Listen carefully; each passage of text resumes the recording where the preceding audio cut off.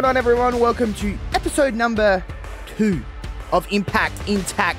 It is now, it's not a pilot anymore. There's no more bullshitting around. There's no more fucking getting to know anybody. It's time. It's now week 2 of the Hive. The Hive has successfully launched. You've seen myself and CJ plastered all over the Hive. So if you like us, you'll like the Hive. But I guess if you don't like either of us, probably not the Hive is space for you, because we're on here a lot. I mean, I stream pretty much nearly every day at this stage, and CJ's on 742 podcasts. For someone who's never done a podcast, you've done more than everybody now. So that's... I'm a grown up. Yeah, you're a grown up. You've kind of grown into the podcasting world. So I don't know if that's a good thing or if that's a bad thing, but it is a thing nonetheless. But you're on it certainly is happening. You're on 2 other shows other than iMPACT intact, but of course the Swarm with JPJ. How did you feel overall about the first week of the Hive and what you've contributed to the Hive? Because I think it's important to highlight.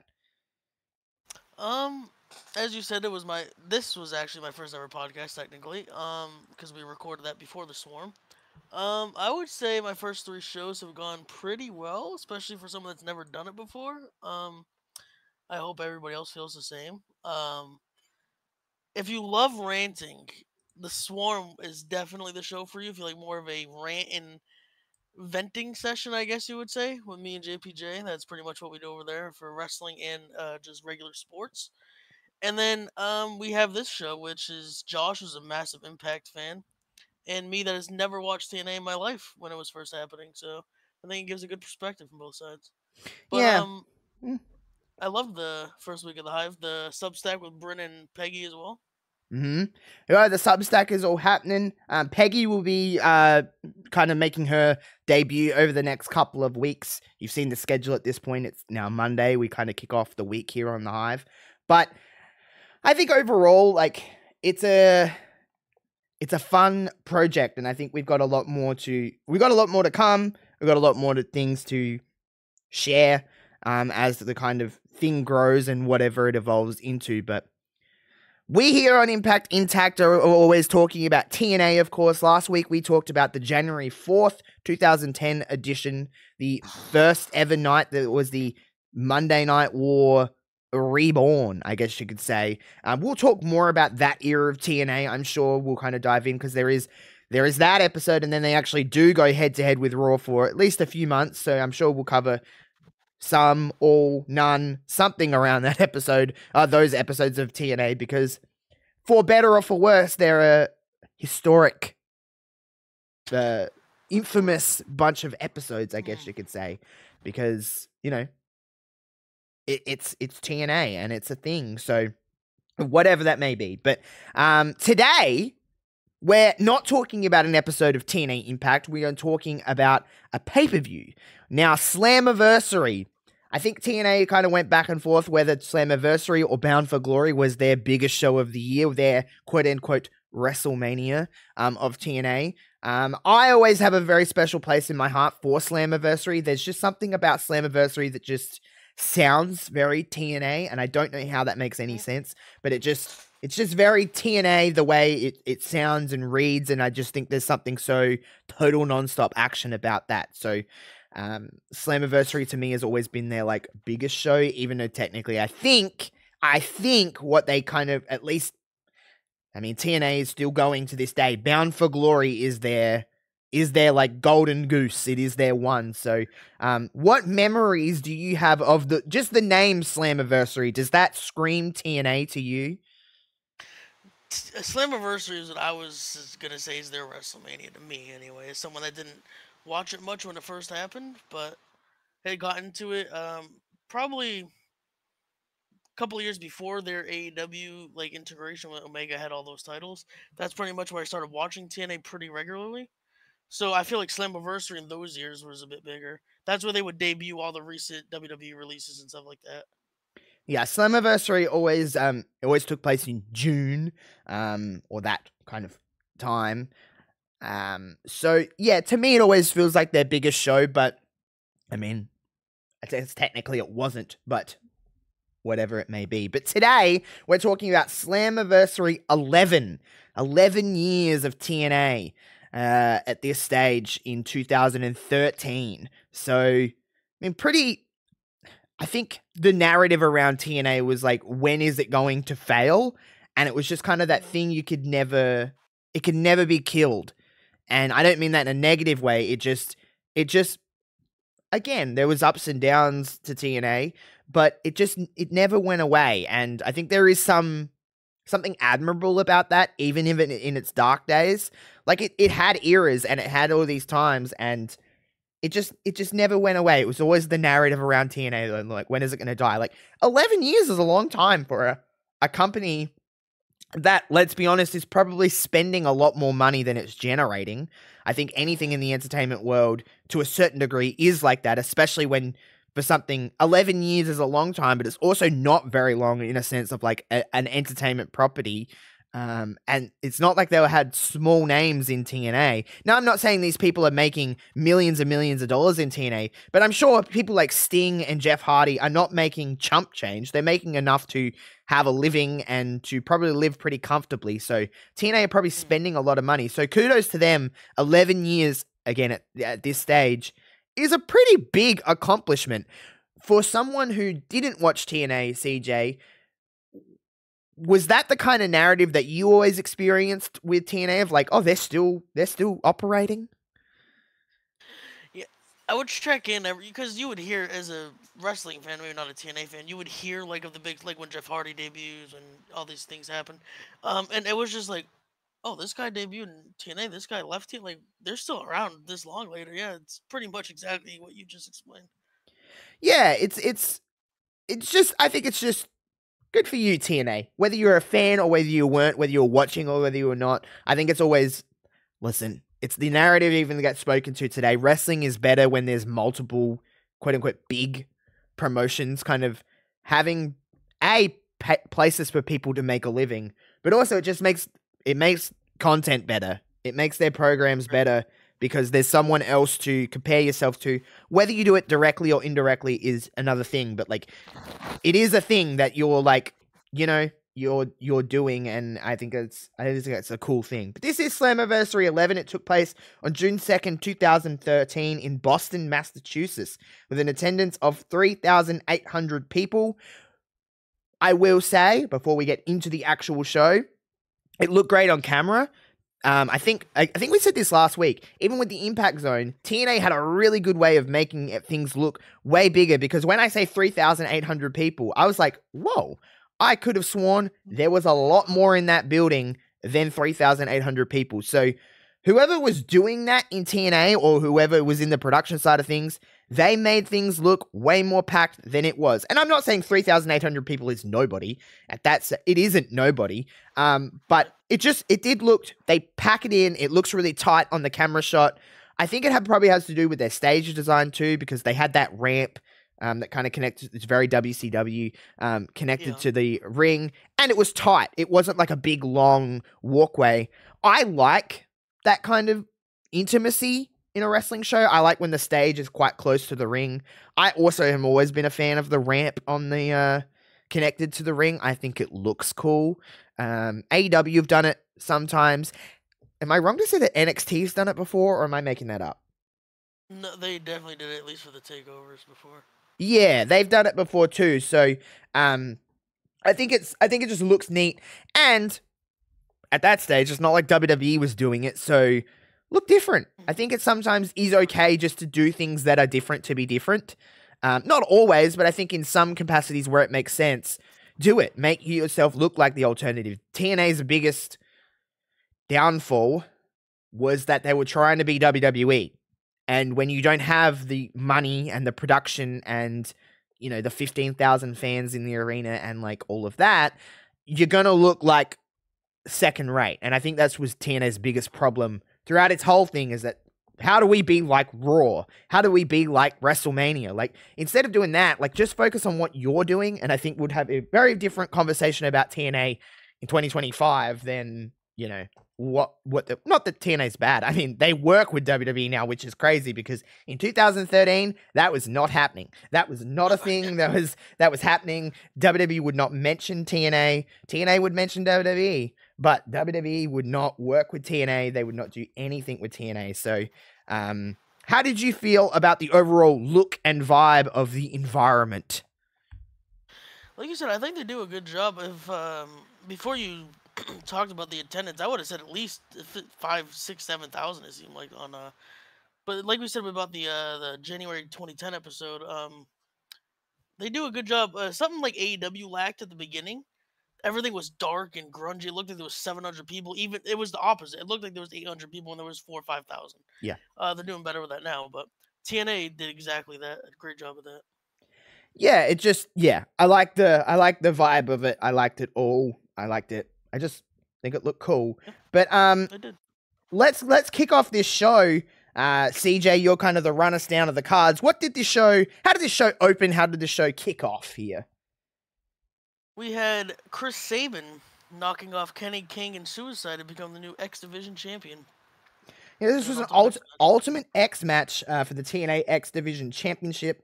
This match ran for 15 minutes and 25 seconds. It's pretty action-packed. Let's talk about Suicide for a second. What is your knowledge of Suicide? It's pretty limited. Yeah. Yes. So, for those that don't know who Suicide is, and maybe even CJ doesn't know this, I'm not sure. Let me school you. He was introduced in the TNA video game in 2009. Yes. The TNA iMPACT video game, Suicide was like your story mode character. Or he's involved in the story mode. So that's where he spawned from. That was in 2009. This is 4 years later, and he's still here.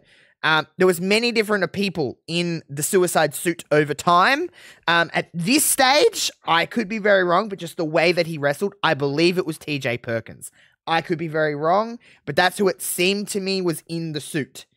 Again, don't quote me on that time. And just around that era, it does make sense to me. I'm not going to spoil anything with Suicide because there's probably big episodes of iMPACT that we'll talk about with Suicide perhaps involved, but I believe just the way he was moving, I don't really know too much about TJ Perkins a lot. I know enough. But just the way he moves, does that check out to you or does that not really? Yeah, I didn't know he was one of the people in the suits, but now that you say that, I can absolutely see that have been him. Yeah, just like his movements and stuff. TJ Perkins has a very identifiable way that he moves and he works in the ring. Everything else aside, TJ Perkins is quite good in the ring. So it just checks out to me. Again, I'm not going to sit here and say that that's absolutely who's underneath the Suicide mask, but that's who it was. Kenny King was the champion going into this match. I will say, pretty much everyone, all three of these men were pretty over with the crowd, I should say. But Kenny King got a reaction from this crowd that I was like, oh, he had some heat. Good for him. Like he was getting it. I actually thought the crowd for this match, we'll talk about the crowd throughout all the matches, but like this match, they're pretty hot for. I mean, it's Ultimate X. You probably haven't seen too many Ultimate X matches in your time, have you? It's weird because those are like the only matches I've seen because they would post compilations of them. Yeah, right. On like YouTube and stuff, so it was much easier for me to watch than go out and find an old episode of iMPACT back in the day. Yeah. He, I think Ultimate X is. I don't want to say anything too bold, but for me at least, that's their match. That's their attraction. Like WWE have the let's just say the Hell in a Cell, and they had Ultimate X. Like that was like, if you want to watch TNA, watch Ultimate X, because TNA, especially in the early years of TNA, when it was like TNA, like NWA TNA even, the X Division was what was different. They just had something different about the X Division. It was very, honestly, I would say that they were wrestling how wrestlers wrestle today. It's much higher paced. It's high octane. People were doing things that really weren't being done on a North American stage. Really ever. WWE's style was very different then. It wasn't like how it is now. Like, there's a whole other conversation about WWE style, but they were doing things that wasn't really being done on national or global television. So I think props to them, and I think Ultimate X is a perfect display of that. I mean, when you think about it in theory, like it sounds kind of silly. They have these like literal X over the ring, and then the title or whatever's hanging, or the X, is hanging in the middle, and you got to climb up the ropes, and kind of get to the middle and grab it down. Like, it sounds silly in theory, but it works. Now, Ultimate X, for anyone that doesn't know, usually I find Ultimate X matches in tradition have more people. There's usually like 6 people in Ultimate X, but this has 3. This is technically a triple threat Ultimate X match. And I thought this flowed really nicely. It says 15 minutes, 25 seconds, but they flew by those 15 minutes because I thought it was pretty good. Now, Chris Sabin was coming off an ACL injury. They made sure you heard that multiple. I don't think I heard them mention that. Oh, they mentioned it a lot throughout this match. But Chris Sabin eventually does win. I thought this match was pretty good. I think the spots were paced pretty nicely. I think all 3 did a relatively good job. I mean, again, it's a high spot match with 3 people. That's not the easiest thing in the world that has an opportunity to be slow pretty fast because you don't have all of these people just, you take your turns in those kind of matches. They are what they are. They're spot fests, and I mean that endearingly. But with 3 people, that's a little harder. But I thought they did a really good job. What do you think about this match overall? Like you said, it's pretty easy to get complacent in a match like that. It's almost like having like a 3-person battle royal. It's like, how thrilling can that be? But I think they made a nice, like you said, 15 minutes of the spot fest seems like it could be an absolute drag after a while. But they did a good job kind of spreading out the spots, but still maintaining that pace throughout the 15 minutes. Yeah. Until I saw the time, I have them written down, but until I saw the time, I would have said 8-9 minutes probably. How it felt. Yeah, that's how I kind of felt too. Thought it was fun. The crowd was really into it. Now, the commentary team, by the way, which I should note, in this era of TNA was a 3-man booth, which was pretty short-lived. I don't know the exact timeline of this exact booth, but Taz, Aces and Eights member Taz, by the way, because Aces and Eights are all over this show. We're in deep with Aces and Eights. But he is a member of Aces and Eights. Mike Tenay, and then I'm blanking on third man's name, but he's like the lead guy. I don't know if this come into... He sounded like the dude that used to do NXT for a little while. There was a dude that did NXT, and I can't remember his name.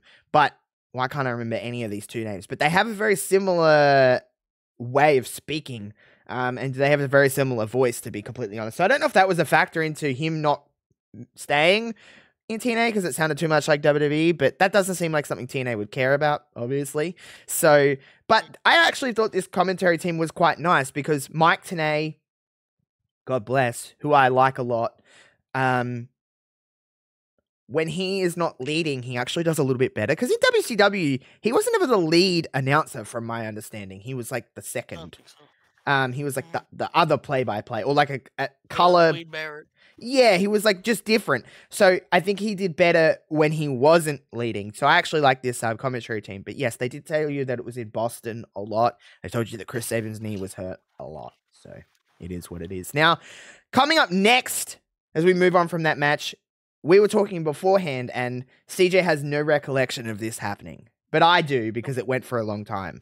Josh is going to cook here. Hulk Hogan, of course. Well, did Aces and Eights come out first, or did Hulk Hogan? No, Hogan came out first, I believe. Hogan came out first. Crowd's like, fuck yeah, we love Hulk Hogan. Yeah. And he said, now if you thought the commentary team said they were in Boston a lot, Hulk Hogan took it to a new level because I believe every third word out of his mouth was Boston, Massachusetts. He was going crazy. He was acting like he was from Boston. He was like, I love my Boston Hulkamaniacs. And they were like, yeah, woohoo. They fucking loved Hulk Hogan here. Now, we're not going to get into details here because we don't really touch on this stuff, but I just want to know a timeline. When did all that stuff come out about Hulk Hogan? It wasn't long after this, was it? Like, it must have been like 2014, 2015 time that all came out. I would say 2015-ish. because he kind of went away from wrestling for a little while. He wasn't really in. I mean, obviously his time with TNA is long gone by 2015, but even in the July WWE. 2015. Okay, so we're a couple of years out from all of that happening with Hulk Hogan. So like people are still very much like, there's no split with Hogan at this stage. Other than just like wrestling fans being wrestling fans. There's no like real split with Hulk Hogan. So like he's pretty beloved by wrestling fans for the most part. Like they're going crazy for Hulk Hogan. But Hulk Hogan's out here. He's like, I'm great. Also his hand is wrapped up. He has a bandaged hand. They didn't mention why. He just had a bandaged hand. I don't know how he broke it, but it's broken. Aces and Eights come out. It's Knox, which is Mike Knox. Mr. Anderson. No, actually made that up. It's actually Mr. Anderson, Wes Briscoe, and Bischoff's son, Garrett Bischoff. So as you can imagine, Mr. Anderson is the only one that can actually kind of wrestle here because the other two are horseshit, especially Wes Briscoe. That shit can't wrestle. I could wrestle better than him, and I'm a sack of shit. He is horseshit bad. I even remember in the time as a child being like, get this dude out of a wrestling ring. What are you doing in here? And I'm not one to say that because what am I to talk? But he is horseshit bad. And they come out, they spew their normal like Aces and Eights crap. At this stage, I want to let everyone know where we're at in the Aces and Eights timeline here. Brooke Hogan and Bully Ray are married at this stage. They are married. They're not in love. Brooke's on this show later. We'll talk about her. But we will cover the Brooke Hogan Bully Ray wedding because it is one of the greatest wrestling weddings of all time. I did see, actually. It is truly, so we won't spoil all that for anyone that hasn't seen it. But they are married at this stage. Aces and Eights have like 40 members. That might not actually be a joke either. They may actually have 40. On the low end. They may actually have 40 for shoot members at this stage. But this is the group that comes out. Anderson, Wes Briscoe, and Garrett Bischoff. So really, I mean, it's like E tier Aces and Eights members. Maybe not Mr. Anderson, but the other two, they're like fucking W tier. They're like bad, bottom of the barrel Aces and Eights. Like the guy in the fourth row that's in Aces and Eights might be more important than Wes Briscoe and Garrett Bishop. He might be able to wrestle better than them two as well. So I think he definitely could. Strong feelings towards those two. But anyway, Hulk Hogan says, I hate Aces and Eights. This is going to be the night that they fall. They're going to fall to Christopher fucking Parks or Joseph Parks, whatever the fuck his name is, and they're going to fall to Sting, and they're going to lose, and the Aces and Eights will come crashing down. Brother Jack, he didn't clear his throat. I will say, not once did this man clear his throat. So he's learnt from 2010. It took him 3 years, but he's not clearing his throat. But he said enough with the Gaga. We're gonna have a bonus match here at Slammiversary, and he said, "Here's your 3 opponents." And out comes first Magnus. Woo. Magnus comes out. You know what? Let's talk about Magnus for a minute. Obviously, that's Nick Aldis for anyone that doesn't know. But people look at Nick Aldis now and they're like, man, I'd love to see him wrestle. I'd love to see him in there. Like you look at the dude and he looks the part. He's jacked. He's a pretty good looking guy. He looks like a professional wrestler. At this stage in TNA though, Magnus was not amazing. He was actually quite the opposite. For someone that watched TNA week in, week out, they were really trying with Magnus. And this isn't even in the stage where they're really trying with Magnus. Like, they really try with Magnus over the next 12 months in TNA. Like, he becomes, like, they really position him. He just wasn't quite there. I don't know what wasn't connecting. He had all of the attributes.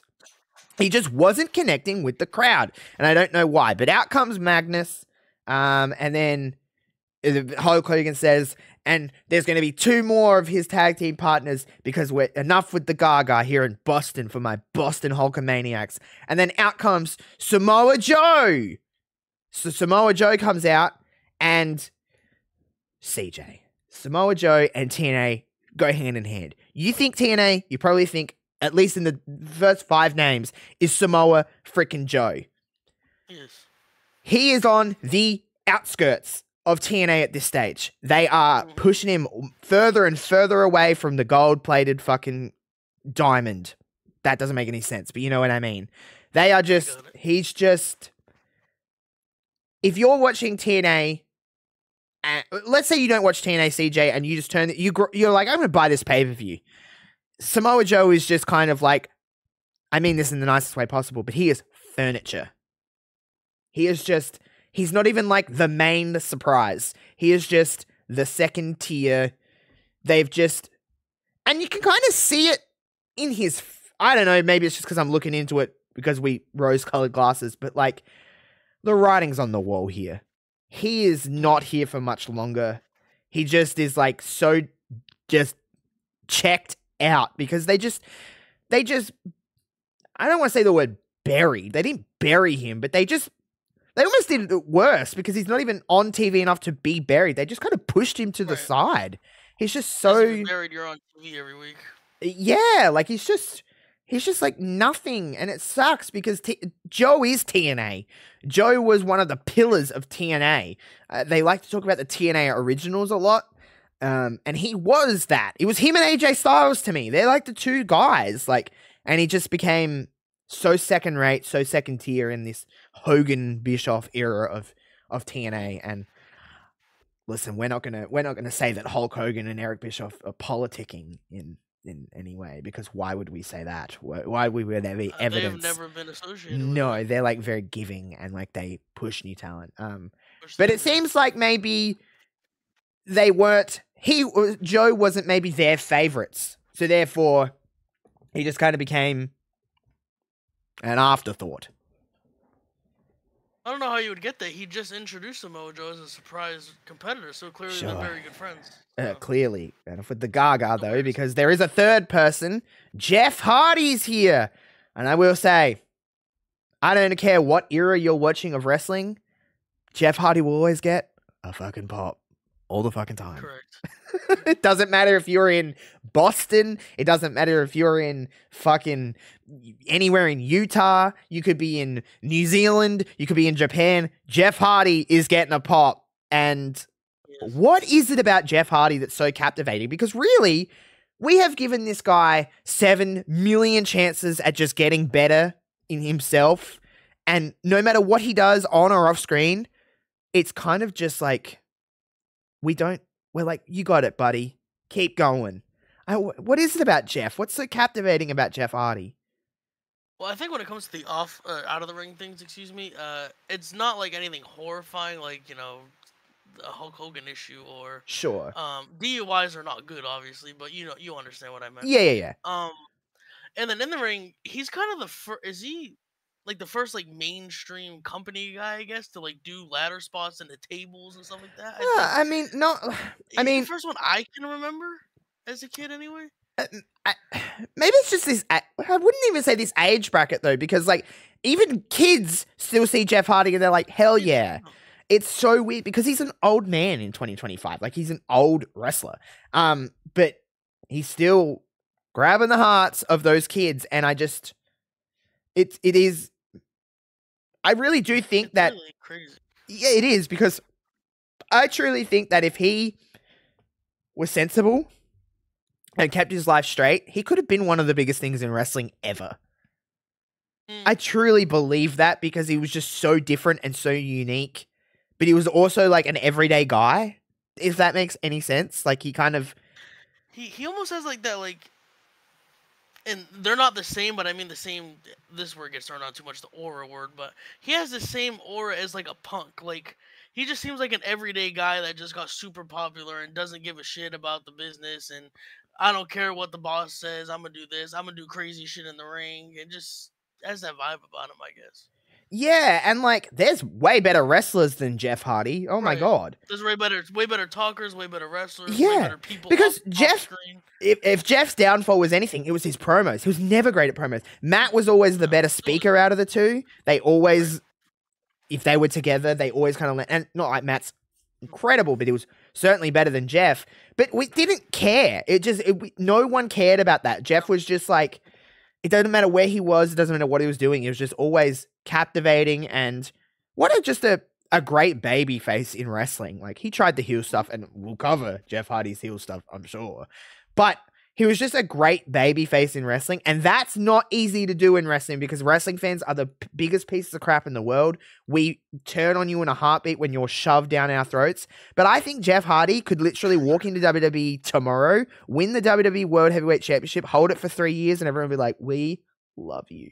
We love you. And by the way, when he lost the title in 2029 or 28, people would boo the shit out of it because they wanted him to keep it, by the way. It's crazy how loved Jeff Hardy is. But Jeff Hardy is the third man in this match. This 6-man tag runs. So Jeff Hardy, Magnus, and Samoa Joe end up defeating Aces and Eights, which is Garrett Bischoff, Mr. Anderson, Wes Briscoe, as I mentioned before. We had to watch Wes Briscoe wrestle for 10 minutes and 8 seconds. Fuck. Hell. He took the pin at least. Yeah, well, someone had to, and I'm surprised he didn't fuck that up. I have nothing nice to say about Wes Briscoe. Garrett Bischoff I don't have much nice stuff to say about this whole match, to be honest. 10 minutes. We talked about the first match being like 15 minutes, and it like flew by. All of 10 minutes. This felt like 10 minutes for sure. For sure. I even was watching this. When I watched this, I was like, all right, it's a 6-man tag. I can walk off and just grab dinner, do what I was doing. 100%. And, you know, I could easily fill in the blanks of what happened in this match. I walked off, did what I needed to do, come back. And I was like, oh, this match is still going. And we haven't even got to the hot tag. We haven't even got to the high spot of this match here. But I will say, regardless of anything, we got to the finish with Jeff Hardy and everything like that. People going bananas. Because it's Jeff Hardy. Again, it's Jeff Hardy. Jeff Hardy gets to win. Everybody loves it. So they go over in a 6-man tag that wasn't scheduled for this show because Hulk Hogan was the general manager or something, was he? I don't fucking know what Hulk Hogan was. He was just in charge of TNA in 2013, so whatever, I guess. Whatever. What's next? We kick it backstage where we see Joseph Park talking about his upcoming title match tonight. Of course! Joseph Park. His ass beat. Oh, sorry. No, you're okay. Joseph Park is the brother of Abyss. That's his brother. Abyss. That is true. They don't have any other relation. No, they are brothers. He gets his ass absolutely beat by Devon and Mr. Nux, who we spoke about it last segment. And then we move on. We'll talk more first we have to say that Joseph Parks gets beat up by Nux and Devon, and then there's blood on the wall. Right. Now, for anyone that doesn't know what happens with Joseph Parks when he sees blood, is that he gets quite angry. That was the kind of thing with him of like Joseph Park wasn't like a wrestler.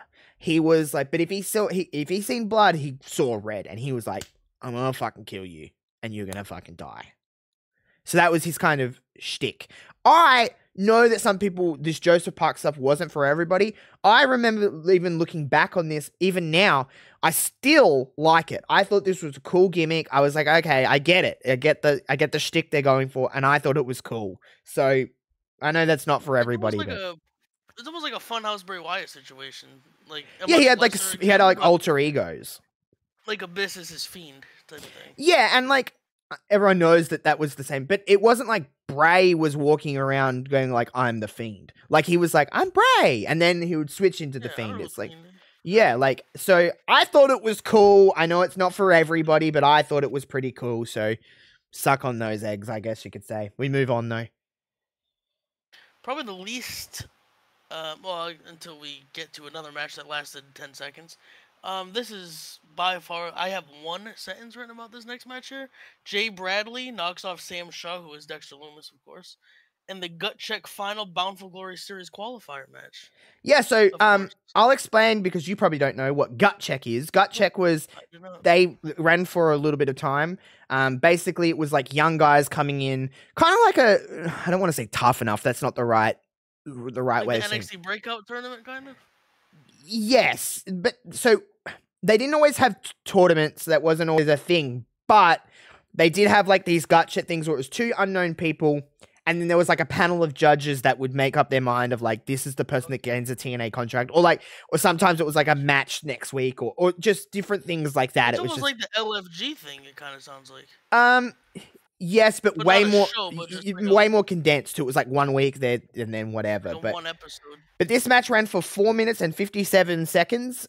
Jay Bradley, like you said, went over Sam Shaw. Now, I know you said that he's Dexter Loomis, but Samuel Shaw was one of TNA's most underappreciated, underrated characters of all time. That dude was a stalker. He stalked Christy Hemme for like 6 months. He was fucked up. He was like going to kidnap her, and he was going to, who knows what he was going to do, but he was creepy. He had that creepy mustache.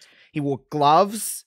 And he was just a creeper. I thought he was great, and he wasn't talked about enough. I think it was just the era that he come into TNA was when they were really kind of shifting. They were kind of moved from TNA to Impact Wrestling. They rebranded. It was a very traditional, weird time in TNA, but he was really, really great. I always loved Sam Shaw when I was a kid. There was something about him that was so fascinating to me because he was just a creepo. And he did a really good job at this. Now, this version of Sam Shaw, I don't know what the fuck was happening. He was wearing like board shorts and he was getting. It's like when you're a big WWE 2K guy. It seems like you create a character before you like create him. Yeah, it seems like the generic like here was what we think.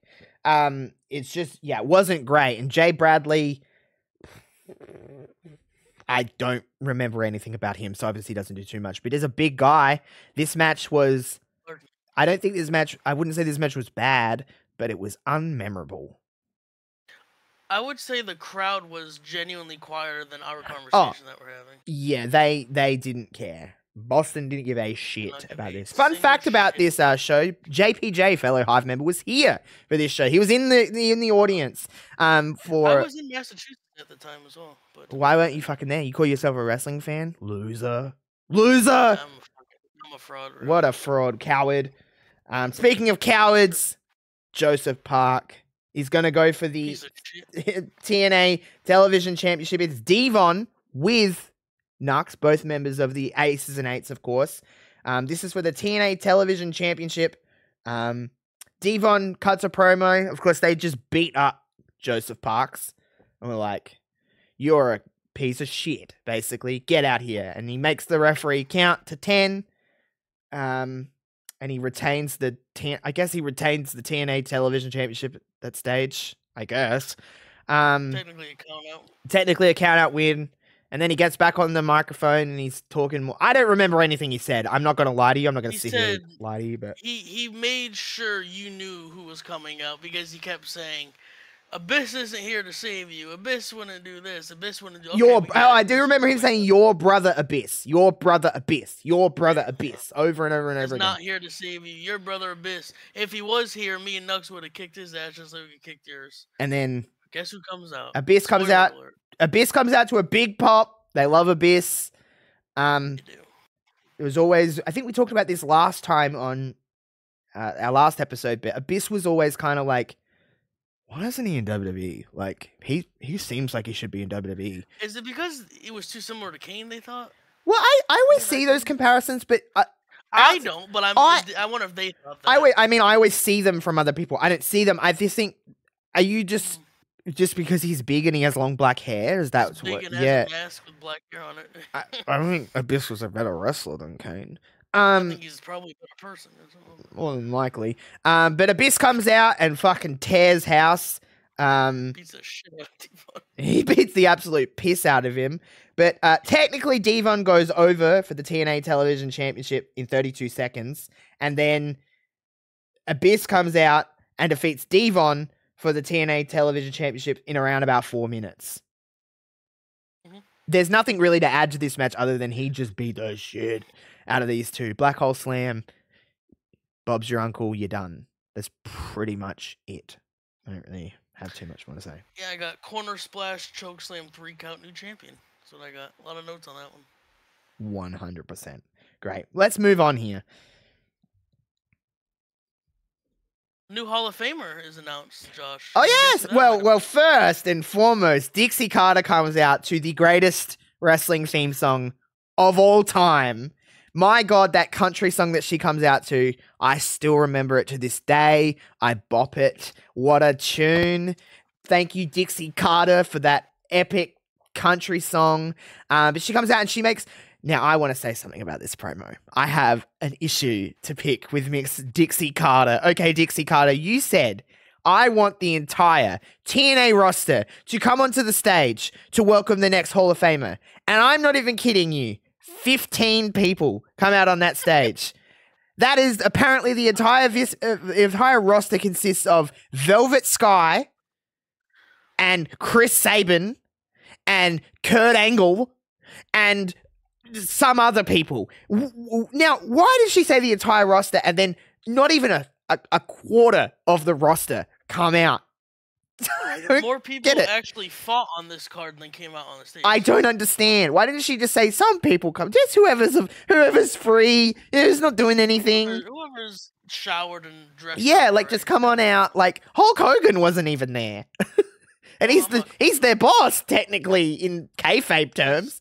He was busy cutting a promo still somewhere in the building talking to his hometown Boston people. He has so many friends backstage from his hometown of Boston. Yeah, fucking Hulk Hogan, what the fuck. But anyway, Dixie introduces the next TNA Hall of Famer, and that is, of course, Kurt Angle.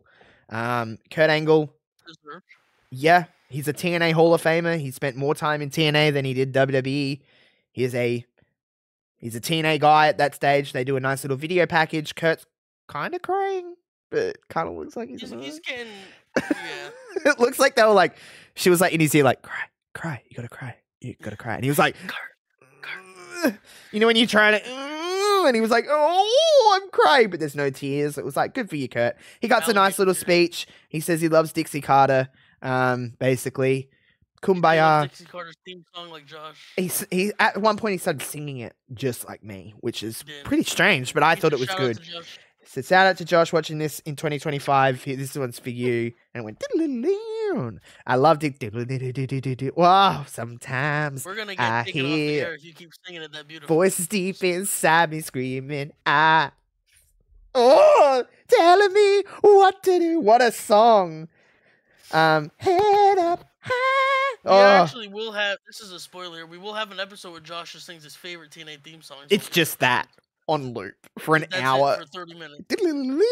At one point in her TNA journey, when she becomes an on-screen heel authority figure, that song becomes even more countrified. They put fiddles in it. They put violins in it. It's crazy. It goes real hard. I can't wait because I'll sing it more.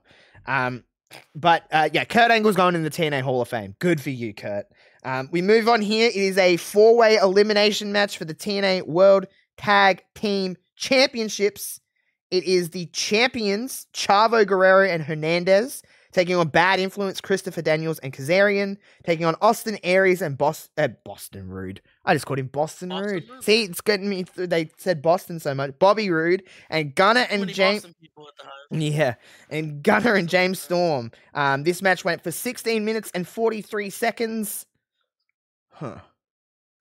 Before we talk about the finish, before we talk about who won, let's run down these teams here. Austin Aries and Bobby Roode. Todd Kennelly is the unnamed commentator. Todd Kennelly, that's his name. Fuck you. Yeah, I remember now. Todd Kennelly. I actually think he's a good commentator. Not bad, no. I thought that 3-man team worked pretty well. And 3-man teams get very convoluted. Yeah, if you don't do them properly, they... Shout out to them putting Renee Paquette in a terrible situation, WWE. But yeah, born to she was the bright fail. spot, some would say, of that table.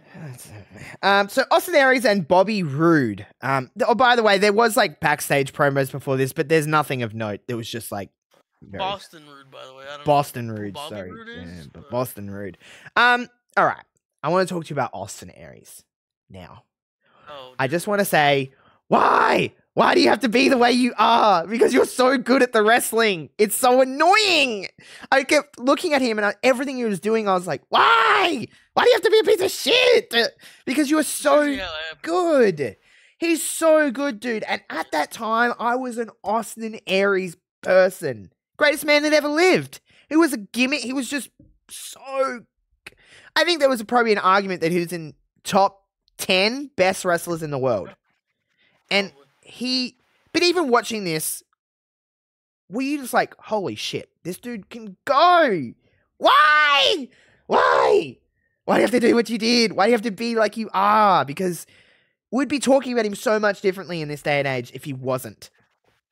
And we have that conversation a lot. I feel like talking Well, about that's just wrestling. Well, that's just wrestlers in general. There's just so You're many. right, but Wrestling is yeah, just full of it. But talk about any company. my God, dude, it was just like, holy shit, he's just why? But him and Bobby Roode, their kind of alliance was built on the fact that they were both former world champions, and now they're just a duo. Weirdly enough, I do remember this team, and I don't think it lasts very long, but I remember them being a team. Idea these two were ever a thing. They were a thing, but it's the greatest man that ever lived, Austin Aries and Boston Roode. Bad influence, Christopher Daniels and Kazarian. I mean, I love this gimmick so much. Holy shit. They're just douchebags, and they're just like dancing. Their music's cool, and they're just fucking coming out jiving, and I fucking love them. I don't remember Chavo Guerrero ever being in TNA, so hell yeah for Chavo Guerrero. And Hernandez, of course, of that. And then there's James Storm and Gunner. Man. We talk about Austin Aries, right, being like the way he is and like a great wrestler. At least he had that for him. Gunner. This without the Yeah, Gunner's just crap and crapper. Like he's just, and you can make up your mind of which is crap and which is crapper. But we loved them so much, obviously, because they go over in this 4-way elimination match. Do you know the order of elimination? Because I don't have it jotted down. Yes, I do. Daniels gets DQ'd when he hits Chavo with the belt. That's right. There's a fucking DQ in this. And then Austin uses, oh shit, Chavo's knocked out. Let me go pin him. He pins Chavo. Chavo's out, and then of course Aries gets eliminated last because they don't win the match. When this match was coming down to the two teams, I was like, maybe Austin Aries and Bobby would go over. That's how I was thinking, because it's the way that it was presented, with them they being like both former world champions. I was like, do they go over? Yeah. But then there's obviously the history. The backbreaker spot? Oh yeah, I remember the back. Oh, great spot. That's the spot I have written down for this match. It's I don't have any notes of any spot in any match other than one of them. But like that spot was like killer. I was like, holy Hernandez shit. Has got a little bit of strength to him. Just a tad. Just a fucking tad. This match, like I said, went for 16 minutes and 43 seconds. It is the longest match on this card, which is pretty crazy to say. But it is the longest match on this card. I don't think it was. I always have a really hard time. This is just a personal thing with wrestling. I have a hard time when 4-ways are elimination. I think it kind of takes the pizzazz out of them a little bit, because there's that like one fall, like, oh, who's going to win? There's just a tier with eliminations. It's just a bit like, I'm not saying that they're always bad. That's definitely not the case here. They're not always bad. It's just a little bit like, it can take a little bit of pizzazz out of these matches. But I thought all intensive, other than that aside, I thought all intensive this was pretty good. I didn't dislike it. I didn't think it was like, oh my God, like something to write home about. But it probably went a little long, more so than anything. But I think the final sequences with Austin Aries and that, and Gunner and James Storm, I think that was pretty good. I think they were having a pretty good, I mean, at that point it was just a tag match. So, but I thought it was pretty good. Anything else you want to add for this one? No, I just agree. I just agree with it going a couple minutes. Maybe take 3 or 4 minutes off of this, put it on the next match we're going to talk about. Would have probably been a good preference for me. But no, I love that double backbreaker spot, and a DQ kind of sucks. But yeah, a DQ in it was weird. I was like, what the fuck? But it happened in it. It was very odd. It was a very odd way to get it. Pay-per-view quality match. It was fun. Sure, it was on Slammiversary. It was kind of seemed, yeah, they kind of seemed like they were like, let's get a heap of guys in one match. But that's not a bad thing. Doesn't matter. Not. But let's move on here. What's up next on this Slammiversary show? My match of the night is the next match on the card. I don't know about you. Taryn Terrell wins the last knockout standing match with ODB was the referee, and that lasted about 9.5 minutes. Yeah, so this is the first ever last knockout standing match in TNA history. It is Taryn Terrell and Gail Kim. We're going to spend a bit of time on this because this is the reason I picked this this pay-per-view to cover. As someone who loves women's wrestling as much as I have for all my life, I mean, you can see behind me, if you're watching, there is a Bella Twins Divas Championship there. Well, that's because you won that title. Well, obviously, I beat them for it. Went over the Bellas for that one. I am a hard and through women's wrestling person through the bad, the good, and the indifferent. I have been there since my fandom started, it has always been women's wrestling. This is why I probably loved TNA as much as I did, is because these knockouts were killing it. And this is a perfect example of like what women could do. And I'm not talking about like, obviously there was women in Japan and other parts of the world killing it, but this was on a worldwide, well, TNA was on a global scale, and WWE were not offering this. It was just before it all kind of started. If you want a little bit of a timeline of what was going on in June 2013, AJ Lee was about to win the Divas Championship for the first time from Caitlyn, and that happened about a week after this match. And AJ and Caitlyn at Payback 2013, weirdly enough, is quoted as one of the greatest Diva era matches of all time. WWE did this a lot. TNA would have a really, really high quality, upscale, a lot of buzz women's match, and about a week later, WWE would give the Divas about 5 extra minutes just to see like, hey, let's take a little bit of that shine away. And don't tell me there is a coincidence, because they had the first ever TNA Knockout Steel Cage match. About a month later on a pay-per-view, the WWE put in the Divas Tables match. It's never happened before. The TNA Knockouts have this match, the last Knockout Standing. About a week later, AJ and Caitlyn have what is regarded as one of the greatest Divas matches of all time in that era. It's not a coincidence that happened like that all the time with TNA and WWE. They were watching, they knew what they were doing, they just wanted to take a little bit of shine away. This match here is 9 minutes and 21 seconds. It is wall to wall, there's just something special about this match. Now, for a lot of people probably thinking, this was the only Knockouts match on the card. This was not a TNA Knockouts Championship match. There was no championship surrounding this. This was just pure story. So Taryn Terrell had been hired by Brooke Hogan, who was I guess she was just in charge of the Knockouts. I think Hulk Hogan brought his daughter in to be in charge of the Knockouts. That makes sense. So she hired Taryn Terrell to be a referee. That was her role in TNA, was a referee. And she kept... There was a bunch of stuff that happened. There was like a Knockouts title match in that. The Knockouts champion at this time was Mickie James. There's like a bunch of title matches that happened, or number of contenders matches where Taryn was the ref over Gail's matches, and Gail lost. And of course, Gail's the heel here, so she blamed Taryn, like, you're a shitty referee, basically is what the story was. And then, they would fight and all of this kind of stuff, and it was kind of building to this match. Obviously, TNA had never done a last Knockout Standing match before. And I don't think going into this I remember being excited because I was like, oh my God, women are getting a gimmick. That's not few and far between for women to get any kind of a gimmick match that isn't a bra and panties match at this stage, or just something to sink your teeth into. I don't think the people watching in Boston that night, or anyone watching on pay-per-view, were expecting what they were about to see. And in terms of things now, it still holds up to this day, but the women are doing way more than the few spots that end up happening in this match. But it is truly one of the greatest TNA... I'm not going to say TNA knockout matches of all time. It's one of the greatest TNA matches, or most influential TNA matches ever.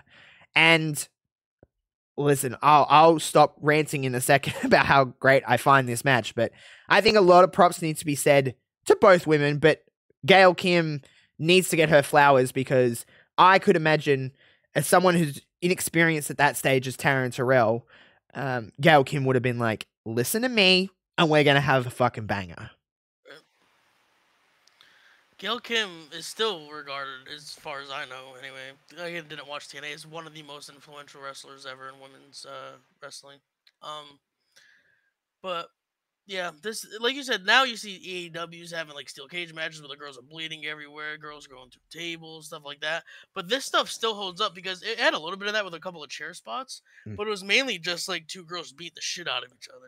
Yeah, like, you felt it, didn't you? Without blood. It's like these motherfuckers hate each other.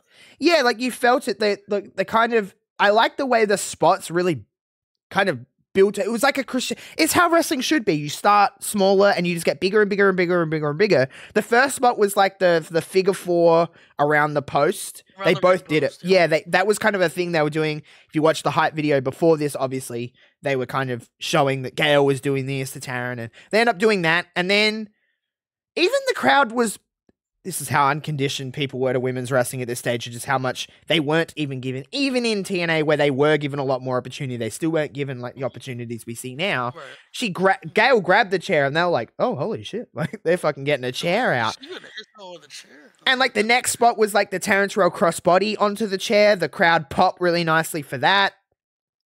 Then we get the chair spot, which by the way, I didn't see it in the first run through, but when they showed it on the replay, it looked gnarly. Gail running, like they did the whole wedge of the chair in the corner, and then Gail went to like spear Taryn or whatever, and she moved and fucking like why can't I explain? Like head first into the chair, went to the outside, through the chair, through the turnbuckles, and then dipped to the outside. And it looked gnarly. It looked really gnarly. Like Gail, whew. She made sure That's why Gail Kim is Gail Kim right there. That's why Gail Kim is Gail Kim. That's correct. Then the next kind of spot was they did like this is them utilizing their environment. They went on the ramp thing, attached to the thing, and Taryn went to do like a cross body to Gail Kim, and Gail ducked, and Taryn just went splat, and the noise it made was like a thud. It was like took. I didn't even know how. It was just like it just went thump, and you were like, "Oh shit!" And then like they did the whole, ODB's count. ODB, by the way, shout out ODB, one dirty bitch. She had the tank top on with two hands over her giant breasticles.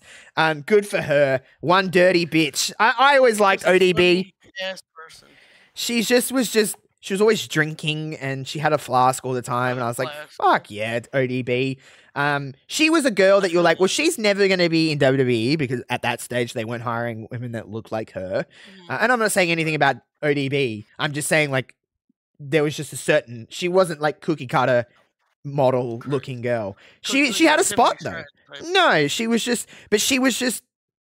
fit TNA so well because they were different, especially with the knockouts. They were so different. And I don't remember ODB being a fantastic wrestler, but she wasn't about that. Her character was so cool. She actually had a character, which so many women at that stage didn't because they weren't allowed to. They were just hot girls. They weren't allowed to have like... This match shows you of all the different, like you have a technical wrestler in Gail Kim, and then the cookie cutter type that you're talking about, Terrell, and then the complete opposite in ODB, all in this one match.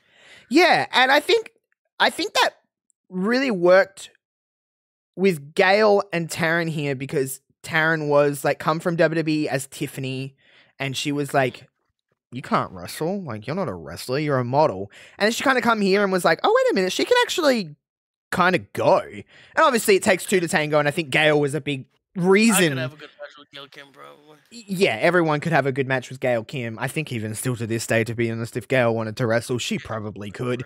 But then the next kind of spot was Taryn got up and then ran, and then Gail sweeped her legs and another thud onto the ring apron, ring ramp, whatever you want to call it. I was like, ooh. Now, something that did annoy me, and this was just the times that we're living in, how many times did Taz have to say, these girls are just not quite as muscular as the boys. That would hurt a girl, but not a boy. I was like, shut up. Shut your hell up. I would have gone right up if that happened to me. I was like, fuck you, dude. Shut up. That would hurt you, so fuck off. Go your little fucking kid's medium leather jacket. Yeah, go back to your Ace and Eights clubhouse, you bitch.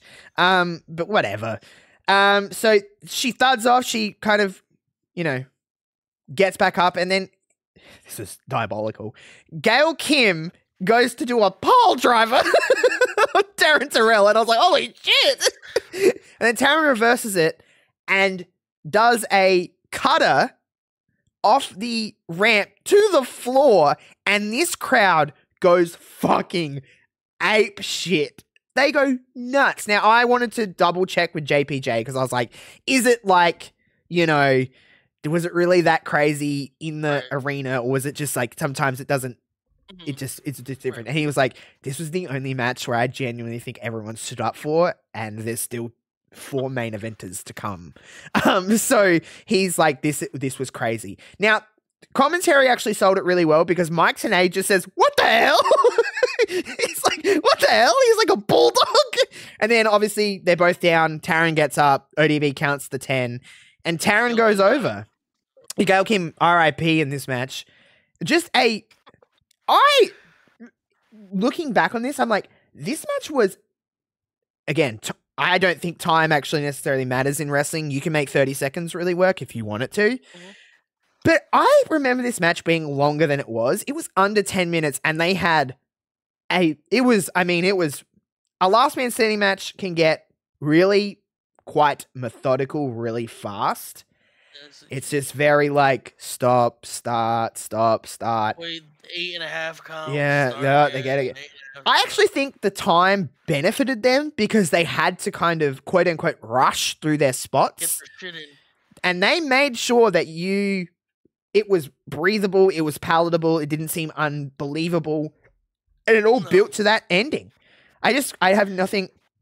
I mean, shout out to Gail, but shout out to Taryn as well because she probably shut a lot of people up with being like, "You're not a very good wrestler." It's like, well, actually, I just had like one of the greatest TNA knockout matches ever, and one of the most what would be one of the most influential matches in company history. Like we still talk about this match to this day of like the scale of things when things were building up of like moments in history when like, wait, women can do this. And this was a couple of years before WWE did like the women's evolution. Like in 2013, the 4 horsewomen of NXT, I don't even think at this stage were signed to NXT. They may have just been signed. Maybe.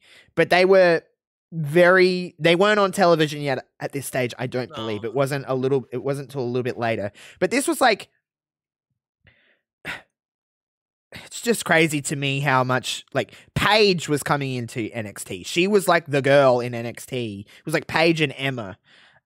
They were kind of like their counterpoints, I guess you could say, in NXT. And then on the main roster, it was like AJ was getting a lot of character time, but she wasn't really known. I mean, we all knew that she could go in the ring, but it wasn't like she was getting a lot of opportunities. It was more about her character work. And I mean, AJ was a main event player in a sense. So like that was your counterpoint at this stage in what was going on in the wrestling world. But there was nothing like this. We had never really seen anything like this before, and I just have nothing but good things to say about this match. I don't want to sound pretentious, but I think it's easily the best match of the night. I don't think anything even came close. I had that written down. It's easily MOTN match of the night. Just the first line of this match. It's just very high praise. It's still talked about to this day. They actually have another great match about 3 or 4 weeks later in a ladder match. We may cover that episode at some stage, but it's not quite on the level of this, but it's fucking phenomenal. And I just think I just don't have anything else to say other than nice things about this match. There is nothing I would change about this match. Nothing. No, and the fact that this match was somehow was shorter than the Aces and Eights versus that mess, yeah.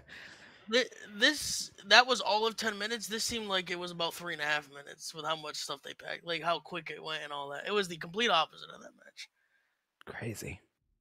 This is crazy. Wonderful match. It was just crazy. One of the best women's matches I've seen, for what it's worth. Yeah, in any company. I just nothing but praise for that match. Just one of the great matches.